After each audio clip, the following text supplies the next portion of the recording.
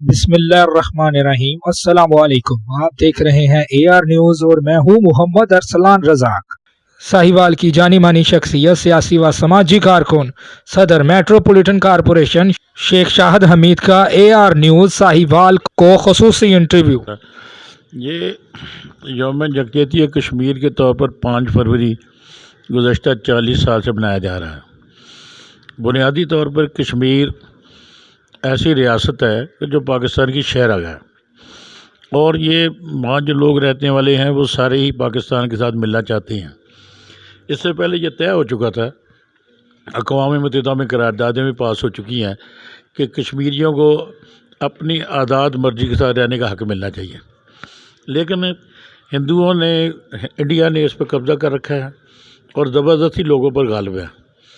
بار بار کے مطالبے کے باوجود آج تک انہوں نے اس کو آزادی رائے کا حق نہیں دیا۔ ہم ان کے ساتھ اظہار یکجہتی کے طور پر ہم آپ کے ساتھ ہیں۔ یہ 5 فروری پورے ملک میں یہ دن منایا جاتا ہے۔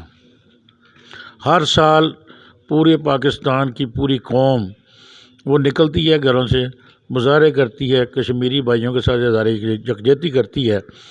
آج بھی آپ جانتے ہیں کہ ساہیوال میں کتنے پروگرام ہو رہے ہیں۔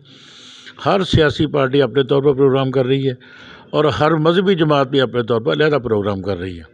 پاکستان تحریک انصاف، جس کا کہ میں میٹروپولیٹن کا صدر ہوں ساہیوال کا، ہم نے اظہار یکجہتی کے لیے آج اپنی پارٹی کے کارکنان کا اکٹھ کیا۔ اس میں ہم نے یہی کیا کہ ہم اپنے کشمیری بھائیوں کے ساتھ پوری طرح جان و مال کے ساتھ ان کے ساتھ ہیں، اور پوری کوشش کر رہے ہیں جانی طور پر بھی، مالی طور پر بھی، اور ان کے ساتھ جس لحاظ سے بھی اخلاقی طور پر بھی کہ ہم ان کے ساتھ کھڑے ہیں۔ اور یہی وہ سب سے بڑی بات ہے کہ آج کشمیر میں ایک ہی نعرہ لگ رہا ہے کہ کشمیر بنے گا پاکستان۔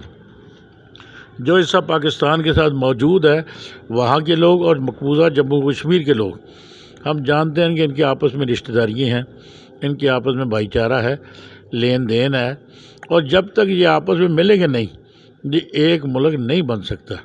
ہم انڈیا سے آج بھی مطالبہ کرتے ہیں، ہندوستان کی حکومت سے مطالبہ کرتے ہیں کہ وہ کشمیریوں کو آزادی رائے کا حق دے، وہاں پر لوگوں کو اپنی آزاد مرضی کے ساتھ جینے کا حق ملے، اور جب ملے گا تو انشاءاللہ کشمیر پاکستان کا حصہ ہی بنے گا۔